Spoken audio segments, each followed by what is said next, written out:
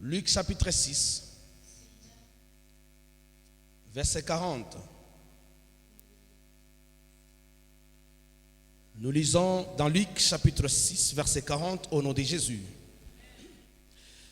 Les disciples n'est pas plus que le maître, mais tout disciple accompli sera comme son maître. On acclame la parole du Seigneur. Tu peux te rasseoir.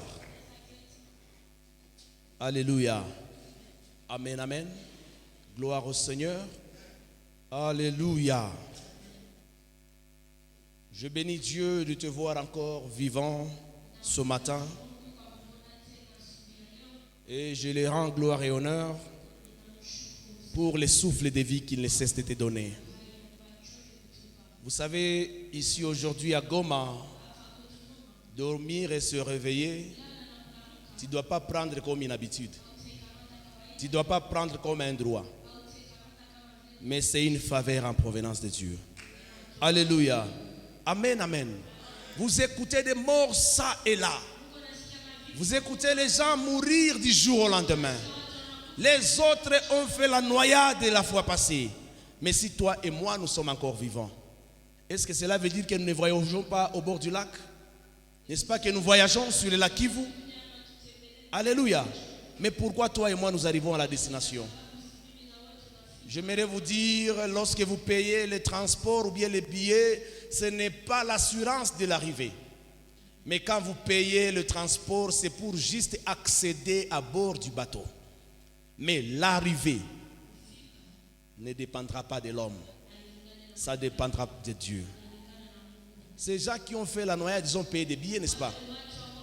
Mais pourquoi ils ne sont pas arrivés à la destination? Alléluia. Gloire au Seigneur. Mais si toi tu regardais le voyage, les trafics que tu opères, que tu effectues, quand toi tu es à bord d'un avion, il ne peut pas y avoir de crash. Pourquoi?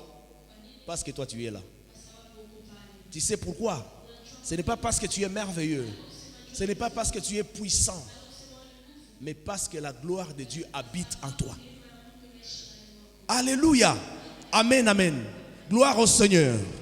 Nous sommes là ce matin avec un culte d'action de grâce. Nous avons commencé il y a de cela 3 semaines. Le thème intitulé Le vrai adorateur. Le vrai adorateur. Et dans le vrai adorateur, nous avons développé un autre sous-thème. Nous avons développé un autre sous-thème qui dit suivre Jésus comme Abraham et suivre Élie comme Élisée. Là, nous avons parlé plusieurs vérités. Et aujourd'hui, le Seigneur m'a mis à cœur de vous partager le mystère de la double onction. Le mystère de la double onction. Est-ce que tu peux dire après moi le mystère de la double onction? Je ne t'ai pas encore écouté. Le mystère de la double onction. Pour votre information, toute grandeur, toute élévation est le fruit des 3 semences. Je reprends. Toute grandeur, toute élévation, c'est le fruit des 3 semences. La première semence, c'est la détermination. La détermination. La deuxième semence, c'est le sacrifice. Et le 3e semence, c'est la persévérance. Quand je parle de la détermination fait appel à un acte de la foi. Un acte de la foi. Tu ne peux pas te déterminer devant quelqu'un que tu ne crois pas. Tu ne peux pas te déterminer devant une situation ou bien une position que tu ne crois pas. La détermination demande la foi. Le sacrifice, ça demande un prix à payer. Alléluia, un prix à payer. Lorsque tu payes le prix, lorsque tu connais que tu as payé le prix pour devenir ce que tu es aujourd'hui, tu ne joueras pas avec ce que tu es. Alléluia, amen, amen. Et la dernière chose, c'est la persévérance. La persévérance, la parole déclare dans le livre de Matthieu chapitre 24 verset 13, c'est lui qui persévérera jusqu'à la fin. Celui qui persévérera jusqu'à la fin sera sauvé. Cela veut dire quoi? Dieu ne regarde pas le commencement d'une chose, mais il regarde la finalité. Il ne regarde pas comment tu as commencé avec lui, mais il regarde comment tu as fini. Alléluia. Les autres ont commencé par l'esprit, mais ils ont fini par le charnel. Mieux vaut commencer par le charnel pour finir dans l'esprit.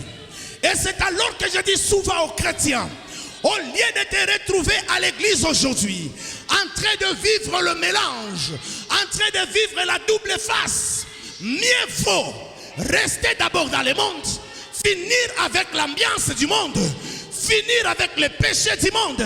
Et dès que tu seras arrivé à une dimension où tu dis, je suis fatigué du péché, viens alors au Seigneur. Viens alors au Seigneur. Au lieu de vivre à l'église, étant dans le mélange, c'est une chose que je nie et je refuse dans l'église. On ne doit pas vivre le mélange étant dans l'église. Parce que le mélange fera de toi un hypocrite. Dès que tu es à l'église, tu seras bien. Tu es un beau. Mais une fois dehors, tu deviens faux. Mieux vaut demeurer faux à dehors et venir à l'église et prendre la décision de venir bien. La finalité, comment tu as commencé et comment tu as fini. La course que tu as commencé, comment tu l'as achevée. Ma prière pour toi ce matin est que Dieu te donne une bonne finalité. Que Dieu te donne une bonne finalité. Que Dieu te donne une bonne finalité. La bonne finalité, c'est une chose que les enfants de Dieu devraient demander du jour au lendemain. Dieu ne s'occupera de toi, il ne lui dira pas que j'ai commencé, j'étais chrétien. Mais il te demandera, tu as fini chrétien, tu as fini païen. Il regarde la fin d'une chose et pas son commencement. Gloire au Seigneur. Alléluia. J'aimerais vous dire ceci. Le premier manteau qu'Élisée a reçu, le premier manteau, il l'a reçu gratuitement, sans fournir aucun effort. Le premier manteau est venu chercher Élisée. La parole déclare, Élie partit et trouva Élisée. C'est quand il a trouvé Élisée qu'il lui a jeté le manteau. Est-ce que Élisée a demandé ce manteau? Il n'a pas demandé le manteau. Mais le premier manteau, il l'a reçu gratuitement, sans fournir aucun effort. Mais regarde maintenant, pour honorer son manteau, pour honorer son manteau, qu'est-ce que Élisée a fait? Malgré que je le reçois gratuitement, mais pour qu'il soit honoré, il a besoin d'un sacrifice. Alléluia. Dis à ton voisin, dis ça, je vais t'écouter, je vais te voir le dire. Vous me regardez comme ça. Dis ça, dis ça. Dis ça. Alléluia. Amen, amen. Gloire au Seigneur. Pour que ça soit honoré, il faut qu'il y ait un sacrifice. Élisée, il a donné un sacrifice malgré le manteau gratuit. Vous connaissez le sacrifice qu'il a donné? La parole déclare, il a donné une paire de bœufs pour que le peuple puisse en manger. Et en fait, il va aller maintenant servir son maître. Cela veut dire quoi? Même si le manteau était gratuit, mais cet homme a donné la valeur à son manteau par un sacrifice. Et il ne pouvait pas jouer avec son appel parce qu'il a fait un sacrifice. Et c'est là que je vous dis souvent, quelque chose que tu as reçu gratuitement, sans fournir aucun effort, sans faire quoi que ce soit, tu blagues avec parce qu'il n'y a pas un prix à payer. Il n'y a rien que tu as payé, c'est pourquoi tu blagues avec ton appel. Mais c'est lui qui connaît l'appel ici que j'ai reçu. Je l'ai reçu en venant de loin. Je ne blaguerai pas avec. Et je n'accepterai pas qu'il y ait quelqu'un qui joue avec mon appel parce que c'est lui qui me l'a donné. Il s'est donné lui-même pour sacrifice. Alléluia. Amen, amen. Gloire au Seigneur. Son maître Élisée, son maître Élie, il a utilisé 3 techniques. Ces 3 techniques, je les appelle les techniques de détachement. Les techniques de détachement. Pour se détacher d'Élisée. Pour se détacher d'Élisée, Élie a utilisé 3 techniques. Il en est de même. Élisée aussi, pour faire face à ces 3 techniques de détachement, lui aussi a utilisé 3 autres techniques. Son maître utilise 3 techniques pour se détacher d'Élisée, mais Élisée aussi utilise 3 autres pour s'attacher à son maître. J'aimerais te dire ceci, l'appel que tu as reçu, le monsieur que tu es en train de suivre, il ne te trahira jamais. Mais pour qu'il puisse t'amener à arriver, pour qu'il t'amène à la finalité, il te fera passer toujours par des tentations. Il te fera passer toujours par des tentations. Mais j'aimerais te dire, malgré les tentations, malgré les dégâts, malgré ce que tu verras impossible, n'arrête jamais de suivre Jésus. N'arrête jamais, n'abandonne jamais la foi. N'abandonne jamais la foi. La parole nous demande, qu'est-ce qui pourra nous séparer de l'amour de Dieu? C'est la mort, l'argent, le chômage, l'infertilité, la maladie. Rien ne pourra me séparer de l'amour de Jésus. Est-ce que tu peux acclamer pour ce Jésus? Rien ne te séparera de lui. Rien et rien encore. Alléluia. Tout a commencé à Gilgal. La parole déclare, Élie marchait avec Élisée à Gilgal. Et puis, d'un moment, pendant qu'il marchait, Élie prend la parole et dit à Élisée, reste ici. L'Éternel m'envoie dans la première ville, à Bethel. Il m'envoie à Bethel. Toi, reste ici à Gilgal. Alléluia. Amen, amen. Mais Élisée se dit, moi, je connais la technique de la détermination. Quand il me dit de m'arrêter ici, pour qu'il puisse aller seul à Bethel, je me suis attaché à lui. Et personne ne m'enlèvera ici. Élisée a dit quoi? Ton Dieu est vivant. Ton âme est vivante. Je ne te laisserai jamais. Il était déterminé, cet homme. Ce n'est pas pour rien il a laissé ce bien. Ce n'est pas pour rien il a abandonné tout ce qu'il pouvait avoir pour s'attacher à Élie. Maintenant que Élie commence à lui dire, laisse-moi partir seul. Et lui a compris, là où son maître est, les serviteurs doivent être là. Il n'y a pas présence du maître sans la présence du serviteur. Il faut qu'il y ait un serviteur qui va servir son maître. Partout où le maître sera, moi aussi je serai là. Il a accompli la loi qui dit, ton pied, mon pied, je ne te quitterai point. La parole déclare, ils descendirent tous à Bethel. Et une fois arrivé à Bethel, en continuant la route, Élie va prendre encore la parole. Il va dire à Élisée, reste ici, je t'en prie. Le Seigneur m'envoie à Jéricho. Il a dit ceci, ton Dieu est vivant. Ton âme est vivante. Je ne te quitterai point. La deuxième technique qu'il a utilisée, c'est la technique du sacrifice. Il a compris une chose. Cet homme n'a rien de matériel. Cet homme n'a pas la forme. La parole dit ceci. C'est lui qui voudra sauver sa vie la perdra.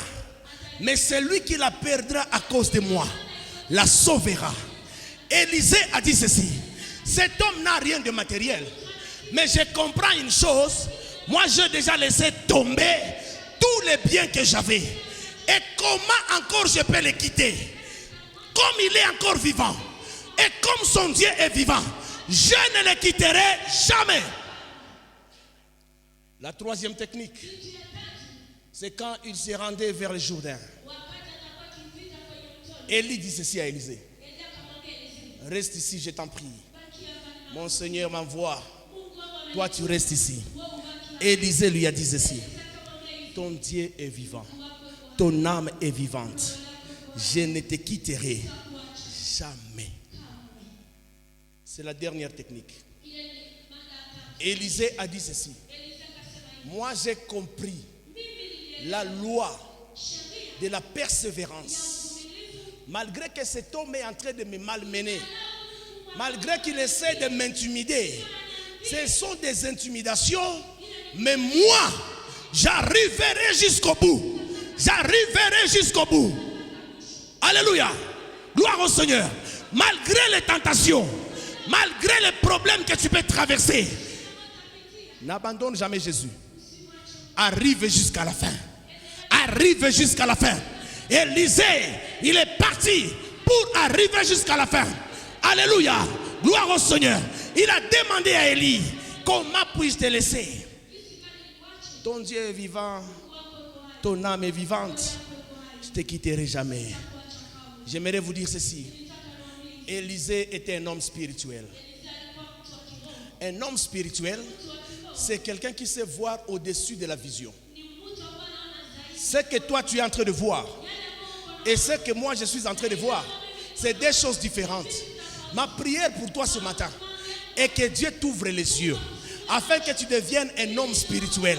Lorsque tu es accompagné par l'Esprit de Dieu, la parole déclare, nous ne marchons pas par la vue, mais nous marchons par la foi.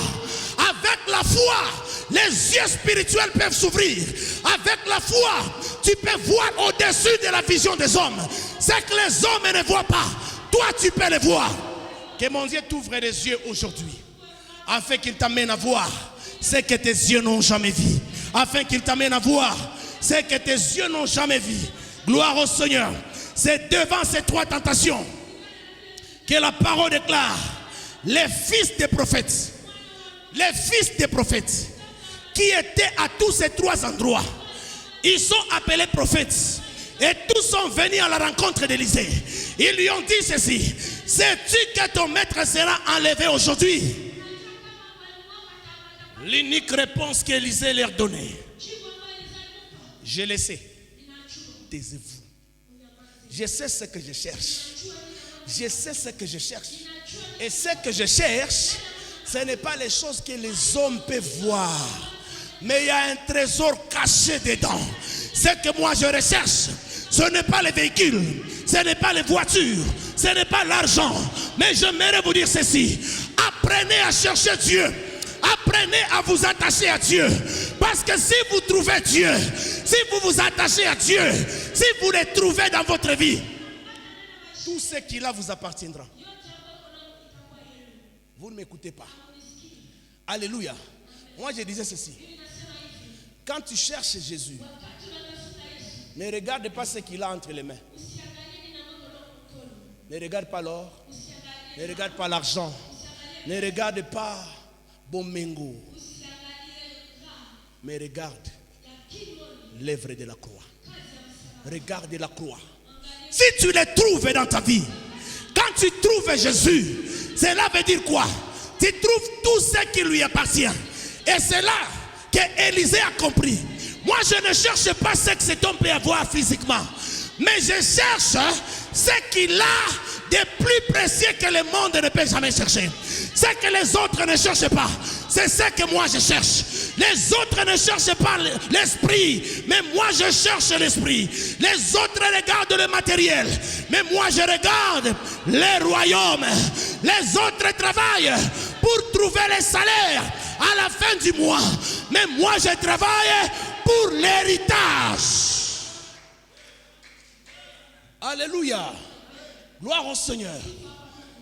Un fils, il travaille pour l'avancement de l'œuvre de son père. L'avancement du royaume de son père. Tandis qu'un mercenaire,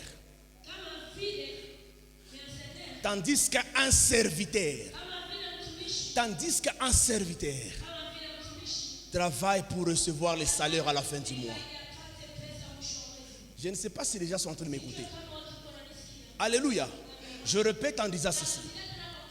Une grande différence entre un fils et un serviteur. Un fils travaille pour l'avancement de l'œuvre de son père.